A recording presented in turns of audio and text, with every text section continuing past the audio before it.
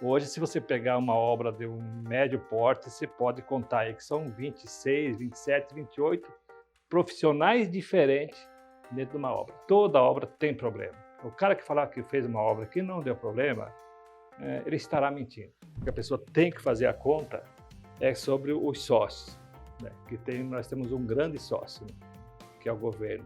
Tijolo, cal, cimento, ferro, areia e um bom construtor.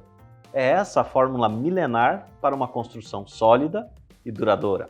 Mas por trás dessa aparente simplicidade mora a responsabilidade, o respeito e, acima de tudo, um trabalho árduo de um setor que ocupa um lugar de destaque na economia de nossa cidade.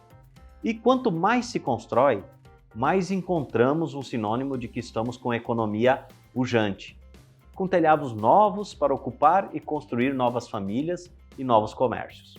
E hoje falaremos um pouco deste setor. Eu sou o consultor Daniel Ludwig e este é o Prime Business, que você sintoniza pela rádio Hits Prime FM, acessa na internet pelas redes sociais do Portal 93 e na televisão pela Real TV, afiliada à Record Sinop. Fique conectado que eu volto já já. Prime Business. Oferecimento Nova Mídia. Agência de publicidades com 25 anos de experiência. Sandaliaria, a multimarcas de chinelos e personalização do Shopping Sinop. Revista Notícia mt.com.br. A história de Mato Grosso passa por aqui. Aos 11 anos de idade, uma criança deixava a casa paterna para assumir as rédeas da vida, já responsável pelo seu sustento, o que era muito comum lá na década de 60. Porém, aos 17 anos, o nosso entrevistado de hoje já estava mudando de cidade e Sinop teve a felicidade de ser a sua cidade escolhida, pois nessa mudança nós ganhamos um construtor que mais tarde veio a inovar em seu ramo.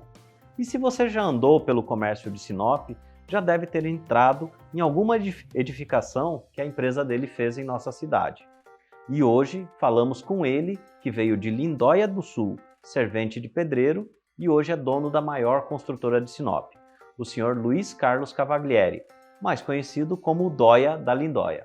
Dóia, seja bem-vindo ao nosso programa.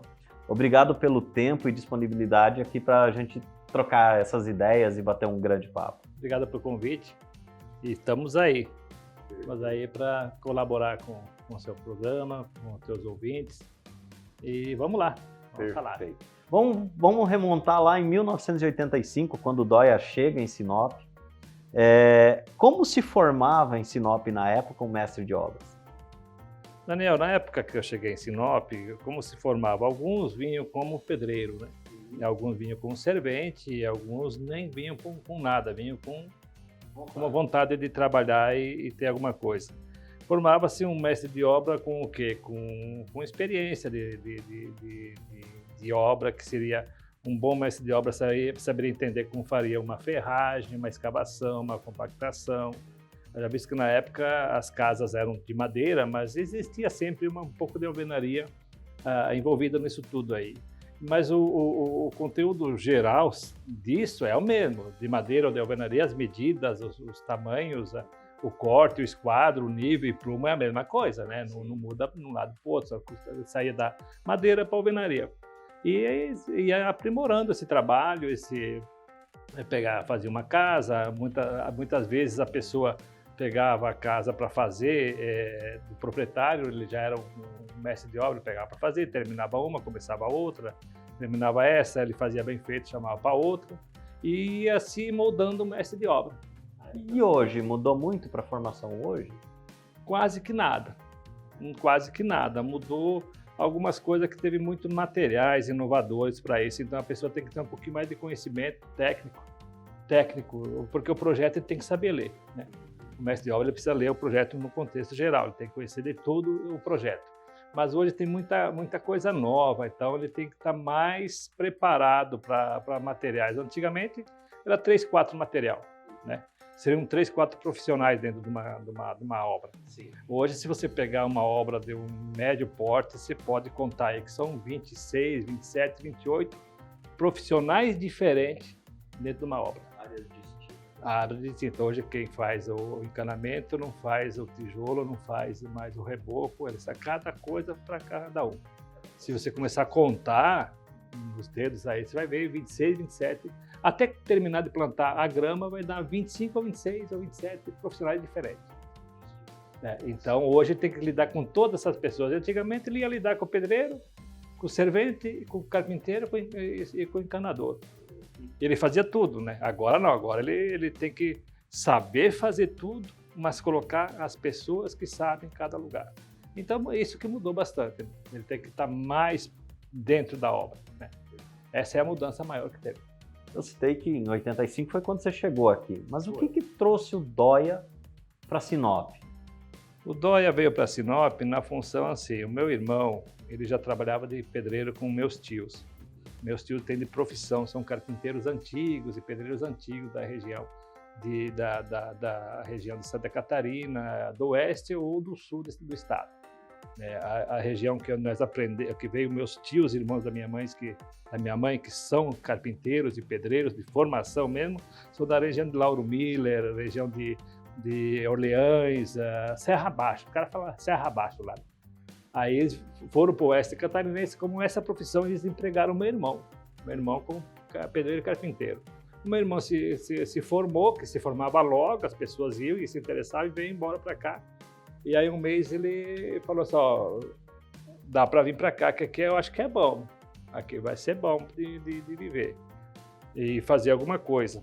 Mas aí vinha assim, não tinha como vir, mas eu olhava, que a gente veio me contando, amigos meus que já eram mais de idade, e nós trabalhávamos numa marcenaria. Essa marcenaria eu já sabia fazer uma caixinha, uma estantezinha, um banquete, alguma coisa eu sabia fazer, né? Fazer um torneado para uma estante, tinha uma estante torneada. Fazia muito torneado. Isso, e eu olhava para aqueles marceneiros e estavam lá há tempo, um boné velho na cabeça, e a sola do chinelo deles me chamava muita atenção, porque estava toda ela comida, o carcanhar. Mas, meu Deus, será que lá na frente eu vou estar igual, andando sempre com esse chinelo e gasto e arrastando o pé no chão? Não vou ficar aqui. Você viu a dificuldade? Vi aquela dificuldade. Eu estava com 1 mês de carteira registrada. Eu fui para o cara, pegar uma madeireira e falei assim, ó, dá baixa na minha carteira e eu vou embora. Ele falou, onde você vai? Eu vou lá onde está meu irmão, lá no Mato Grosso. Eu acertou e eu vim embora. Aí não tinha dinheiro para chegar aqui, mas eu passei em Mutum, cara, e Mutum tinha um casebrezinho lá, e tinha um negócio de comida, tinha uns frangão assado lá, disse, filha da ter dinheiro para pegar, nem comer esse frango. Embora, pra cá. Deu trabalhar. Deu certo, assim, durante 8 meses eu fiquei aqui, tá?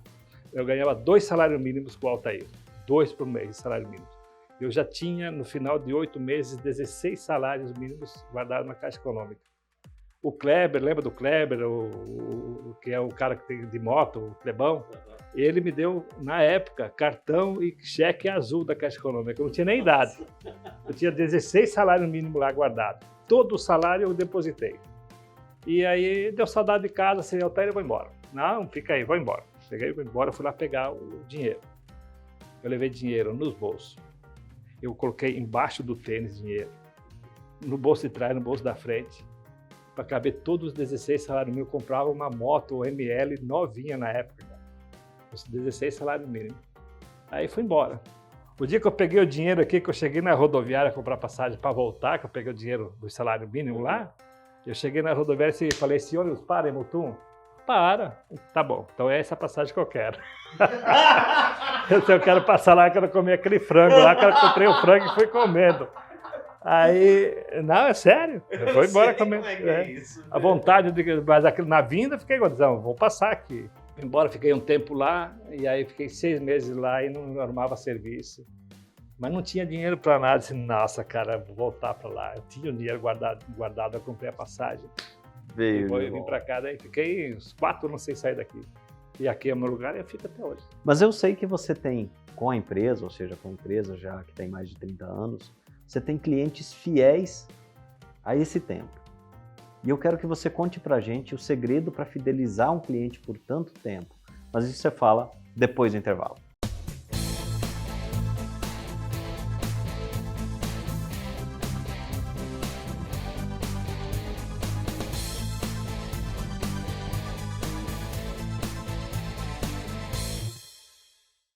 revistanoticiamt.com.br. Portal de notícias, alimentado diariamente com notícias contendo informações importantes do estado de Mato Grosso. A história de Mato Grosso passa por aqui.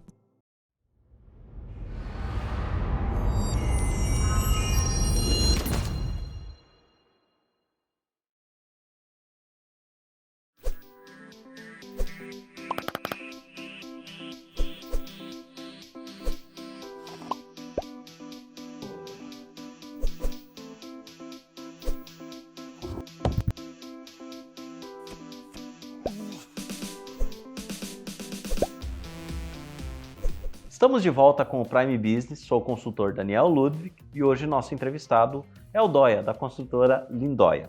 Dóia, antes do intervalo, a gente deixou uma pergunta, uma fala aqui que é muito interessante, ou seja, você tem 30 anos de empresa e de um negócio que é extremamente complicado de fidelizar, de manter, as pessoas buscam preço, buscam uma série de coisas, vão testar outros, e você tem clientes fiéis nesses 30 anos. Como você fidelizou esse cliente? Dá uma dica pra gente de como fidelizar um cliente por tanto tempo. Daniel, ela é difícil e não é difícil de você fidelizar um cliente. Primeiro, o cliente sempre tem razão. Até que se você tem o conhecimento para provar que ele não tem toda a razão e que aquela tua razão deixe ele satisfeito, é o que pode fidelizar o cliente também. Porque às vezes a pessoa quer fazer um trabalho que a gente sabe que não vai dar certo, só que ninguém tem coragem de explicar para ele. Então eu tenho muito cliente, há 30 anos, 25, sempre faço obra há muito tempo. E tenho problemas com ele também, mas nós resolvemos problema com uma conversa. Eles são sistemáticos, eu também sou sistemático, mas eu sou sistemático no meu sistema, no meu trabalho. Se é para mim fazer mal feito, que vai dar problema para ele, vai cair, eu não faço. Então eu sou sistemático. Tem que fazer do jeito que deve ser feito. Então, assim, essas pessoas sabem que eles podem passar uma obra para mim e podem ir embora. Eu tenho obras que eu estou fazendo a 1.000 quilômetros daqui, os donos nunca foram lá. Nem sabem o que é a obra, né? Porque vão ir lá, ver ela vão lá pronta no dia depois. de pegar a obra. Mas ele é sistemático, mas eu não vendo simpatia. Quem vende simpatia é MIS, né? Não é MIS? Sim. É MIS, é modelo, essas pessoas vendem simpatia, eu vendo obra. O que eu vendo não tem nada de simpatia. Porque senão eu contratava um monte de MIS para lá, dar tchauzinho lá na obra e estaria. Então, nós somos sistemáticos dentro do nosso sistema. Nós não abrimos mão da garantia. Nós não abrimos mão de um bom trabalho. E isso faz com as pessoas, dá tranquilidade para a pessoa. E sempre é eu que vou conversar com as pessoas, sou eu que fecho o negócio, eu que vendo. Na verdade, a empresa não tem representante comercial, não tem ninguém que representa ela, a não ser o nome. Né? Não tem uma pessoa que vai lá vender.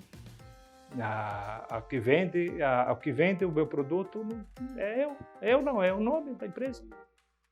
Essa garantia, é esse fazer bem feito, é esse... garantia. Tem um pós-venda nosso que é muito importante frisado no nosso pós-venda, que toda obra tem problema. O cara que falar que fez uma obra que não deu problema, ele estará mentindo. Toda obra tem problema. Tem problema trabalhista, tem problema de alguma pintura que descasca, um telhado que chove, uma trinca numa parede, uma fundação que dá problema. Mas nós temos com a gente o seguinte, deu um problema, vamos lá resolver. Vamos mostrar a cara que temos problema. Ninguém é perfeito, ninguém faz com a perfeição. Mesmo porque a gente lida com seres humanos, lida com um monte de obra.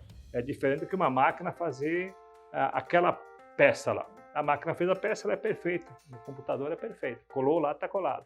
Mas quando se trata de mão de obra humana, ocorre muito o erro. Deu erro, vai lá e conserta. Não consertou, conserta de novo. Ó, patrão, eu tive um erro aqui, eu vou consertar para você. Ó, esse erro é meu, não tem custo para você. Isso fideliza muito a pessoa. Vai fidelizando. Com a Lindóia ele compra uma segurança, um bom trabalho e uma garantia de algo que vai ficar ali. Você não pode ser soberano, dizer, eu sei fazer tudo, meu negócio não dá errado. tá? E mudar minha essência de ser. Só porque eu hoje tenho uma empresa que tem lá meus funcionários, eu sou proprietário de uma empresa, que eu não vou te cumprimentar, não vou sorrir para você, não vou brincar com o funcionário. Não, continua a mesma coisa. Você não muda. Samuel Klein e Casas Bahia. É um livro que eu sei que você já leu e indica, inclusive. E eu queria que você contasse para a gente o que a gente pode aprender com esse livro, ou pode aprender justamente com Samuel Klein.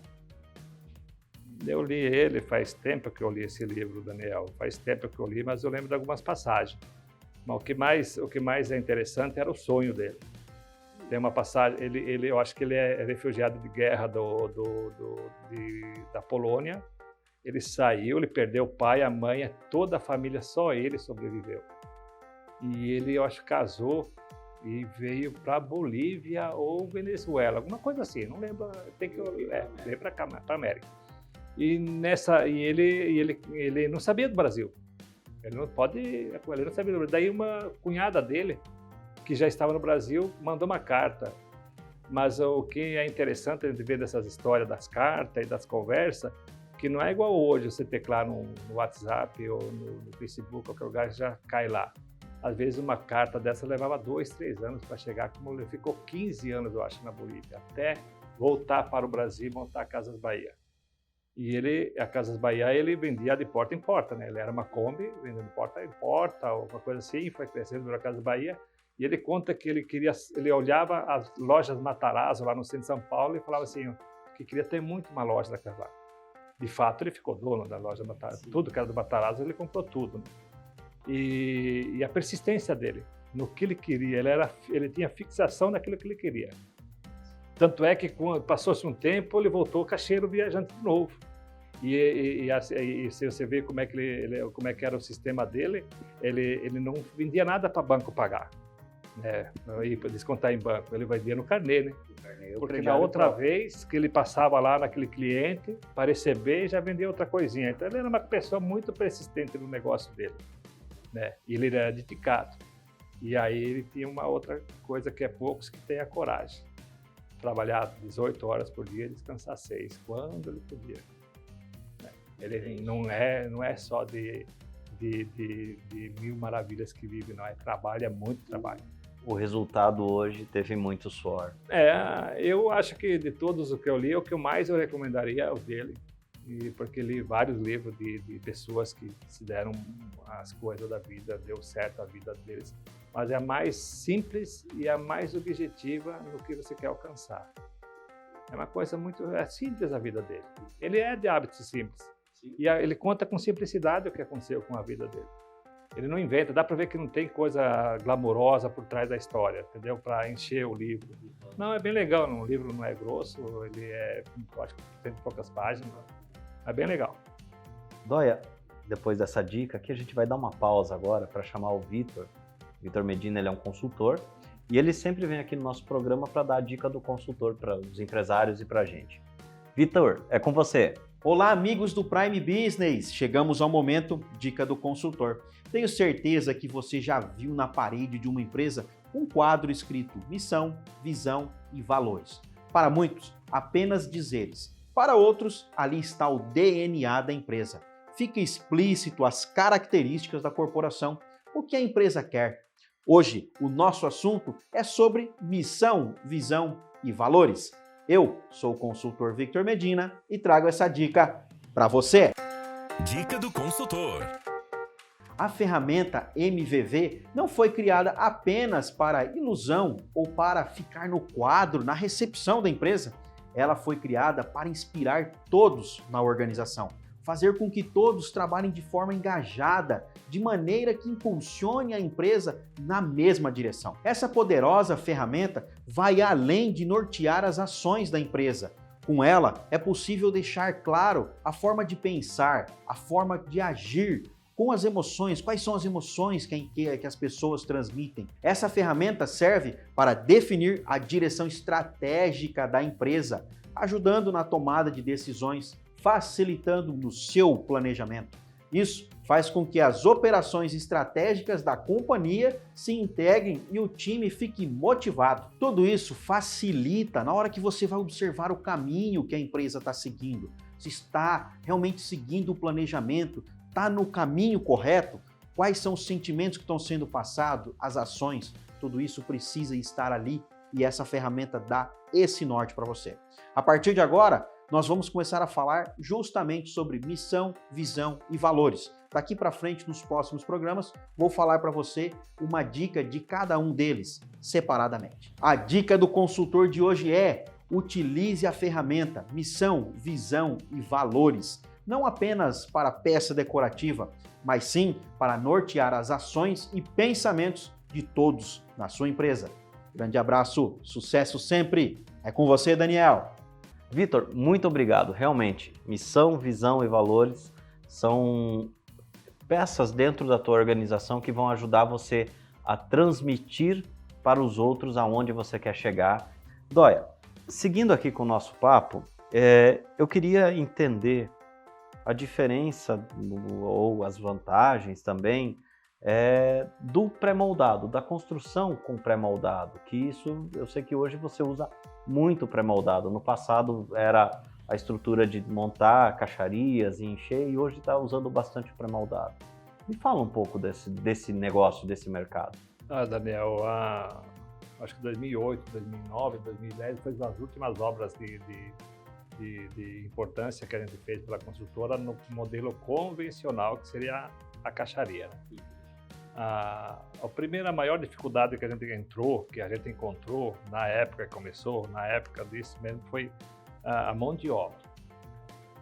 A mão de obra para fazer a caixaria, fazer o andaime, as obras começaram a mudar o tamanho, ficaram grandes as obras, daí ficaram grandes pilares, grandes estruturas de vigas, e aí o custo disso, você montando uma caixaria e montando a mão de obra, o carpinteiro, o ferreiro, aquela estrutura imensa lá em cima para você segurar um concreto, esperar secar para depois virar uma viga, né? Então, veio um pórtico, digamos assim, todo aquele contexto lá. E não tinha mais mão de obra, não tem mais mão de obra. Houve um desastre com a carpintaria. Por falta, talvez, de reconhecimento pelo trabalho deles, que devia ser mais reconhecido, não foi se formando mais carpinteiro. E dessa forma, fomos obrigados a começar a pensar no pré-moldado. Mas quando chegamos a pensar no pré-moldado, nós vimos fazer pré-moldado com os postes de luz de rua, né? A gente começou a conversar com pessoas mais antigas, engenheiros mais do ramo antigo, isso é contra a regra. Um poste é um poste de rua. E não é feito para estrutural. Não é feito para uma estrutura para segurar um prédio, uma estrutura de concreto, né, que seria um pré-moldado. Daí fomos atrás de melhorar, compramos formas e fomos vendo que começou a ficar mais, a obra ficou mais limpa, dificuldade com a madeira, muita dificuldade com a madeira, que a madeira começou a ficar cara, e o carpinteiro, e o prego, e o andaime, e aí começou a encaixar. E começamos a colocar na cabeça das pessoas que também dá para fazer pré-moldado. Eu precisei primeiro acreditar que dava. Daí depois, eu acredito que dá, vamos fazer. Porque lá não muda, o contexto é o mesmo, tá? Às vezes ele fica até mais robusto, porque você tem que transportar essa peça. Vamos pôr um pilar aí de uma casa, num prédio que seria 15 por 30, para você transportar uma peça dessa é quase inviável. Você vai sacar e transportar, ela vai quebrar, porque então ela muda o formato dessa peça. E aí você pôr na cabeça das pessoas que isso ia dar certo, que funcionava e que vai funcionar e está funcionando, e vai ter as suas características. Uma coisa que eu lembro quando começou o pré-moldado, muita gente achando que vai ficar uma coisa igual à outra, e não é, no final das contas você... o estrutural todo ele é igual ao outro, não muda nada do outro. Você consegue fazer uma estética diferente? Consegue, hoje você consegue fazer peças curvas, de pré-moldado, qualquer jeito você consegue fazer. E aí tinha essa dificuldade, que era a mão de obra, e a outra dificuldade era impor que o pré-moldado ia bem. Hoje você consegue ver a cidade que a maioria é pré-moldado, né? Existem falhas nesse pré-moldado ainda. Existem pessoas que estão correndo algum risco, não percebendo que isso vai trazer problema para ir lá no futuro. Que a função do pré-moldado é só você adiantar um pouquinho mais a obra, que enquanto você está fazendo uma grande fundação aí, você pode pré-moldar o pilar e a parede lá, mas ele não pode mudar o contexto. Porque é pilar pré-moldado, você vai fazer um buraco no chão e vai pôr o pilar lá dentro. Isso é contra a regra. Você vai fazer as fundações todas iguais, como fosse uma obra normal. Tem que fazer a sapata ou o cálice, fazer toda a estrutura dela, senão isso vai dar problema, porque vai vir peso em cima desse pilar e ele vai dar problema lá na frente. Então, os cuidados são até maiores, né? Porque hoje você vê peças aí de 10, 12, 15 toneladas fazendo aí para içar um pilar, né? E são peças pesadas, perigosas de fazer, você tem que cuidar da vizinhança sua, né? Mas ela é uma obra mais limpa, né? É uma obra que quase não gasta madeira, tudo que for sobrar fica na indústria. No caso nosso, nós temos 2 indústrias e 2 laboratórios técnicos, com engenheiros formados lá dentro para cuidar de toda a estrutura, como é que ela é fabricada, faz os testes de todo o concreto usado, todo o nosso concreto usado passa pelo laboratório de análise dele, né? Para ver se ele no está campo, certo. em geral, você tem dificuldade. Quando você compra o concreto de uma fornecedora, uma concreteira, já tem a obrigatoriedade de ter a peça para você fazer o laboratório. Mas na época não tinha, né? Era na padiola ali, jogando e fazendo concreto. Por isso que ainda é o melhor amigo do homem, né? Que é o cimento. Porque faz de tudo, né? Faz de qualquer jeito e ainda fica de pé, né? Então, um dos melhores amigos do homem não é o cachorro, não, é o cimento. É o cimento. É o cimento, não cai. Nunca. Né? E aí o pré-moldado veio para ficar e vai ficar. A falta de mão de obra não quer dizer que a obra vai ficar mais barata, tá? Não quer dizer que vai ficar mais barata. Vai ser mais rápido? Pode ficar mais rápido, porque é mais rápido para você fazer. Só que o pré-moldado, você vence vãos, né? Grandes vãos você vence com o pré-moldado hoje. Né? Então hoje, se você quiser fazer um prédio de 15, 20 metros de vão livre, um barracãozinho livre com laje, você consegue fazer, que hoje o pré-moldado suporta isso. Né? Então vem as vantagens do pré-moldado. Vai ficar um preço mais acessível? Não, muita pouca diferença. A obra em si ela vai ser feita da mesma forma, só talvez mais limpa, com menos gente trabalhando, às vezes com mais qualidade. Com mais cuidado em toda a estrutura. Tudo cuidado.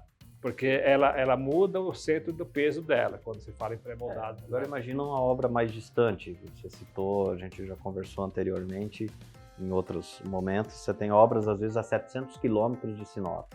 Como é que você vai levar uma equipe toda para fazer uma obra a 700 quilômetros vamos pensar assim, não é no meio do nada, mas é... Praticamente. No meio do nada. No meio do nada. Nós tivemos eu tive uma obra, 2 obras em Santarém e uma obra em Meritituba. É longe, cara. E eu levei tudo daqui. Teve peças, acho que teve 86 peças de 20 metros de comprimento numa cobertura lá, de uma fábrica de adubo, onde não pode ser metálico, você tem que ser de concreto, ser tudo daqui. Fizeram todos esses 915, 930 quilômetros, todas essas peças, e levar só 4 por vez. Mas foi feito aqui. Então, você pode fazer lá, não dá para fazer lá. Não tem isso para fazer lá. Né? Tem jeito para fazer lá, mas não tem a técnica para fazer lá. Não tem, porque você precisa ter essas peças super formas grandonas, né? E aí você pega dentro de uma fazenda, eu tenho clientes há muito tempo já, aqui na região, eles estão longe. E levar para fazer lá não dá, eles não têm estrutura para te fornecer uma energia boa, você precisa de energia forte para trabalhar. Aí o pré-moldado chega fácil nesse lugar. O pré-moldado resolve o problema deles lá. Você citou que existem as situações de mão de obra e, claro, que mão de obra é algo valioso para a Lindóia. Como é que você faz hoje com mais de 300 funcionários, Joia, para cuidar dessa equipe? O sistema é para todos iguais. Você tem cada setor, você tem pessoas para aquilo ali, né? Por dentro das indústrias, eu tenho o chefe do pátio, o engenheiro-chefe de pátio, o engenheiro-chefe do concreto. Na outra também, tem um grupo que é engenharia. Hoje eu acho que estamos com 8 ou 9 engenheiros fixos na empresa, né?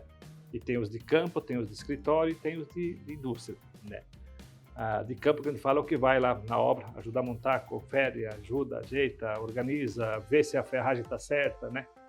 E daí no departamento pessoal tem o pessoal do pessoal e tem eu, que quando meu irmão está viajando eu dou suporte ao trabalho dele, e tenho nossos filhos que estão chegando, né? Eu tenho um filho, o meu filho mais velho, que é o Lucas, já está junto com nós desde os 14 anos, 16 anos, ele está com 12 anos com nós. O meu outro filho também, o Jordão, está comigo, também pegando o mesmo caminho, ajuda e vai. E tem gerentes e subgerentes, mestre de obra para cuidar de tudo isso aí. Mas o sistema é igual, conforme você vai aumentando gente, você vai aumentando quem dá suporte. E para manter essas pessoas felizes trabalhando ali, ou que continuem com você, como é que é isso no dia a dia? A profissão que a gente tem, eu acho que uma que eu levo muito em consideração é que eu tenho a mesma profissão deles, né? Porque eu sou o dono? Não, eu sou o dono, mas eu vou passar, essa empresa vai ficar. Um dia vou largar disso, né? Eu não vou ficar eternamente durante 1000 anos nisso aí. E eu tenho pessoas, e não são poucas pessoas. Eu devo ter uma média, deve ter uns 40, 50 homens que já estão há mais de 20 anos comigo. Há 20, 25 anos, pessoas que passaram da idade, se aposentaram ou faleceram durante o trabalho com nós por causa da idade, mas eram funcionários da gente. Era estranho quando eu era pedreiro e aquela pessoa era 2 vezes a minha idade e servia material para mim, né? E foi passando, eles ficaram, então por isso que eu falo que talvez eles vejam uma esperança, talvez um dia eles possam ter alguma coisinha para eles também. Que se eu conseguir como pedreiro, ele também consegue, não é só eu que pode, né? Poderia ser um exemplo que todos nós temos da mesma forma, né? Então, e essas pessoas que ficam e que vão trabalhar e que são motivadas para trabalhar, talvez um dos motivos seja esse. A empresa hoje consegue manter essas pessoas felizes trabalhando, pagando um ordenado em dia, um bom ordenado. Eu sou a única empresa do Mato Grosso que paga 25% sobre um salário mínimo sobre o calor. Tá? A única. Você pode procurar, eu pago. Adicional por causa do calor. Tá? Existe uma regra para isso, existe uma lei para isso, mas eu pago 25% sobre um salário mínimo, não sobre o salário global, sobre um salário mínimo. Então, todo cara ganha hoje, o salário mínimo está 1.200. 25% vai no salário dele sobre o calor, sobre a incidência do sol. Ele sabe disso, né? Eu forneço para ele ir trabalhar, combustível para ele trabalhar ou vale transporte. Eu forneço as 3 refeições diárias se eles estão fora ou 2 se eles moram na cidade. Todo o equipamento de trabalho deles, todo. Equipamento de trabalho, a bota, a calça, a camisa, o capacete, todos os EPI eu forneço. Nós temos também dentro da empresa, Daniel, nós temos um convênio médico com uma empresa que cuida da saúde desse funcionário. Ele está com mal-estar, ele não precisa ir direto lá na UPA ou no PA, qualquer lugar. Ele adiciona o nosso departamento, o departamento encaminha ele para o médico. Faz o primeiro socorro dele lá se ele está mal-estar. Tem médico disponível, né? Além do técnico de segurança que cuida, eles cuidam da saúde do funcionário. Ele não vai lá fazer um preventivo, fazem também. Vão lá, fazem o preventivo, faz as reuniões, tudo, como é que tudo isso funciona. As preventivas, as palestras, essas coisas todas que ele tem que fazer. Mas se ele estiver com mal-estar, ele vai lá no consultório, ele é atendido. Se é uma coisa, uma gripe, gripal, quando veio o Covid, a gente mandava só lá, a empresa pagava o exame para deixar nós com uma tranquilidade e ele também, que aquilo lá era uma loucura para todo mundo. Faz logo, vai custar, mas faz. Vai se esse rapaz está com Covid, não está? Se é gripe, manda trabalhar, manda ficar em casa, que ninguém sabia o que fazer mais, né? Aí fazia isso também, era tudo na medicina que nós temos. E hoje continua a mesma coisa. Se é um caso um pouquinho mais delicado, é uma soltura no dedo, alguma coisa, eles fazem lá. Mas se esse rapaz está com um problema um pouquinho diferente, vamos encaminhar. Daí sai a medicina que nós contratamos e vai para o especialista. Daí fica tudo normal como que é até hoje. Mas o primeiro impacto é com nós, com a empresa. Isso também ajuda, né? Nós temos um convênio com o sindicato também, que o sindicato tem os convênios de corte de cabelo, de dente, de um monte de coisas. Eles também são sócios aí no sindicato, eles têm parcelamento ali para fazer. Isso aí vai somando. Sim. A pessoa que fazia essa conta e que chega todo final do mês, ele vai receber. Se ele ficar doente, ele tem a garantia de que ele vai receber o seguro de saúde. Se ele precisar se afastar durante um mês, 6 meses, 1 ano por doença, ele tá registrado. Se ele sofrer um acidente, que ninguém de nós está em risco de acidente, o risco de sofrer um acidente, se machucar, ou ficar 1 ano, 2 anos, ou não se sabe o que se prevê, alguém vai ficar. Ninguém vai ficar desamparado se ele tiver uma família. Nós tivemos um caso do falecimento de um colaborador nosso, né? Ele estava aposentado. Em 12 dias, eu acho, 12 dias após que ele faleceu, a papelada já passou tudo para a esposa dele e começou a receber normal, né? Porque mesmo aposentado, ele poderia trabalhar com carteira registrada. Ele era novo e a lei permite isso, né? E a esposa dele continuou normal, recebendo normal. Então, é as vantagens de trabalhar numa empresa. Sim. Numa empresa séria, numa empresa de credibilidade. Que tem credibilidade, que paga, que recolhe os impostos. Sim. Lá e cai, né? Tem todo esse problema aí. Isso vai somando. E vai somando que todo dia nós estamos lá no mesmo lugar, né? Todo dia nós levamos, nós trouxemos ele de volta, todo dia nós sabemos da história da Lindóia, e tudo vai somando. Não é o impacto grandão, é por causa disso, não, é toda uma somatória de coisas, né? Uhum. Com essa história rica, eu queria que você olhasse aqui para quem nos acompanha. Muitos são empresários no futuro, serão empresários no futuro. O que eles precisam saber? Eles precisam saber para ter sucesso lá na frente. Para ser empresário, o que você gostaria de avisar eles que alguém não te avisou lá no passado? O primeiro passo é o seguinte: ninguém faz 1 quilômetro sem fazer 1 metro. Sim. Ninguém vai 1000 metros, devagarinho, tá? A regra é que, vamos supor, você vai fazer um investimento no mínimo 15 anos para te retornar. Tá? O investimento que faz. Você não vai vou comprar uma calça, é diferente. Investimento como empresário é diferente, né? Demora para ter o retorno. E primeiro, você vê que você gosta daquilo lá. Eu gosto da minha profissão, eu gosto muito do que eu faço. Eu não consigo ficar dentro do escritório, eu gosto de ir lá na obra, ver como é que ela está crescendo, a pessoa trabalhando, isso eu gosto. Então é uma profissão minha que eu gosto de fazer, vem dos meus antepassados. Meu avô ajudou a construir a Serra do Rio do Rastro, né? Então ele já era construtor na época, mas ele não era o construtor, mas ele ajudou a construir. Tá, beleza? Então vem lá de trás. Então eu já tenho uma origem disso aí, então eu gosto de fazer isso aí.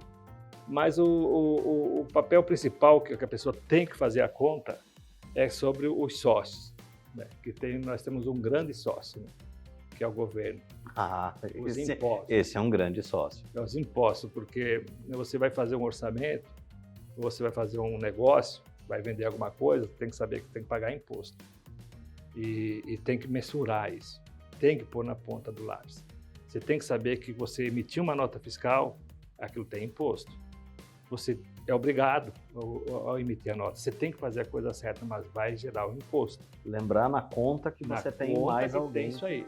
Tem mais alguém e essa pessoa é gulosa e não te ajuda em nada, tá?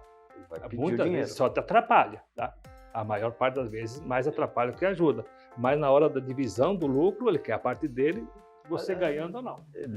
Para ele é lucro, para você então tem a parte dele. Então tem que cuidar. Precisa cuidar muito do que você vai abrir. Se o que você está ganhando numa empresa, o que você está ganhando, eu estou lá trabalhando como um profissional, qualquer seja ele, eu ganho um X valor, e se eu montar meu negócio, se eu vou ter aquele mesmo valor, eu vou ganhar? Não, eu vou ganhar 3 vezes mais. Mas você tem um monte de coisa para pagar, que está ali do ladinho, está só esperando você entrar, né? Tem gente que fala assim, eu não sou o proprietário, eu sou o próprio otário, né? Existe esse trocadilho, muito famoso. É muito famoso, né? O próprio otário. Às vezes a gente se sente um grande otário pagando isso aí, mas é a obrigação da gente. E tem que saber que vai pagar e tem que cuidar que disso também. Você precisa contribuir? Precisa. Você é obrigatório contribuir? É obrigatório contribuir. Não quer? Tem as consequências. Uhum. Não quer, não monte uma empresa. Não monte uma empresa, mas vai vir. E ele vem e ele é salgado. E se atrasar, fica mais salgado. Tá? Então, a dica que a gente pode dar para uma pessoa que quer começar um negócio, pensa bem. Primeiro, se dedique, seja dedicado e saiba se você aquilo lá, é o teu chão. Você gosta de fazer aquilo. Porque abrir porque o vizinho está indo bem, pode também. De repente dá sorte para ele. Mas se não gostar de fazer aquilo, vai ter que trabalhar a vida inteira. Uhum. Realmente. Dóia, lamentavelmente a gente chegou ao final. Foi uma delícia esse papo, essa história e esse aprendizado. Eu queria deixar aqui o espaço para, se você quiser passar algo mais, alguma consideração final para quem nos acompanha. Tá bom, Daniel, eu quero agradecer primeiramente para vocês que fizeram o convite, né? Talvez tudo que a gente falou não era o que desejado ouvir, mas é o meu jeito de ser e de viver. Agradecer a vocês e agradecer a oportunidade e falar que não é esse ambiente não está nada de errado, não é o meu chão. Às vezes a gente fala coisas que não vem na hora certa, no momento certo, tá? O que eu posso falar para vocês, para ser um incentivo para alguma coisa ou outra, é fazer o que o Medina fez. Faz mais de 60, 90, 3 meses que ele está persistindo para mim vir aqui. Mas não é que eu não queria vir, pelo contrário, eu falei toda vez, eu vou porque é parte do trabalho de vocês. Sim. E a pessoa que sabe, não é que eu sei as coisas, que eu sou sabedor daquilo, não, eu só sei tocar uma empresa, talvez mal e porcamente, tá? Mas o que eu sei, se eu puder passar para alguém fazer, e ele aprender 1% daquilo lá, que seja verdadeiro, já tá bom, né? E ele sempre persistiu comigo na entrevista, e eu enrolando ele. Mas um dia eu estava aqui, um dia eu estava lá, daí eu viajei, aí eu peguei... Você tem uma agenda intensa, isso a gente tem que entender. Tem agenda, mas a gente podia ter vindo antes, mas sempre a hora chegou e estamos aí. Eu que agradeço a vocês. Espero que o ouvinte de vocês, o telespectador de vocês, aproveitem a conversa. Desculpar alguma coisa que foi falado de momento diferente ou colocado alguma palavra de um momento que não era, mas é assim que a gente toca a nossa vida. A dureza do dia a dia não é só simpatia. Uhum. A dureza do dia a dia é o quê? Você vai sorrir talvez uma vez, 2 vezes por dia e chorar 5, 6, passar raiva o tempo inteiro. A raiva que a gente fala é o seguinte, porque a gente tenta, esse que nós falamos assim, a gente tenta fazer o mais perfeito possível. Mas a gente não é perfeito, né? Ninguém tem seu defeito, temos que viver com eles. Perfeito. Mais uma vez, Dóia, muito obrigado. Foi um ótimo papo, tá? E para você que nos acompanha, esse foi o Prime Business de hoje. Nós entrevistamos Luiz Carlos Cavalieri, mais conhecido como Dóia, da construtora Lindóia. E espero que você tenha gostado muito. E semana que vem tem mais Prime Business para você.